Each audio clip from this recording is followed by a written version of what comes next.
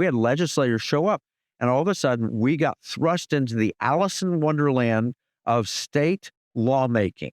And I'll tell you, it is like sausage making. There are a million ways that you can kill a bill that looks like a good idea while at the same time you're telling somebody, oh, I'm supporting this. I'm making it happen for you. Well, that's just not true. And I'll give you one perfect example. When we testified here in the state house, we had opposition from the banks, and then we had opposition from the comptroller's office. The comptroller attorney came over and said, this isn't constitutional. You are unconstitutionally coining money at the state level. It's not allowed, and we will go to jail if you do that. That is what I call a hit and run.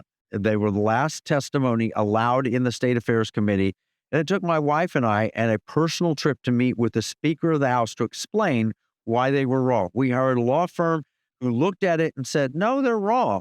This staff attorney for the comptroller's office is completely incorrect, and the U.S. code she cited begins with this phrase, unless authorized by law, ... Well, guess what?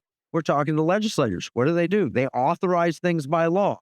She was speaking not truthfully, and that was a hit and run to kill our bill. Why? Maybe the comptroller's office, the comptroller's leaving office. He's going to go be the chancellor of Texas A&M University. Maybe he didn't want to have the work or the hassle or whatever, but they sent somebody in to kill it. Here's another way they kill bills. They attach what's called a fiscal note. So, well, it's going to cost the state $100 million or something. I don't know where they came up with that. In fact, in testimony today in the Senate, the comptroller's office admitted they don't know what it's going to cost. They made that money. They made that number up. They said, well, we don't understand this fee or that or whatever. They could have come to us.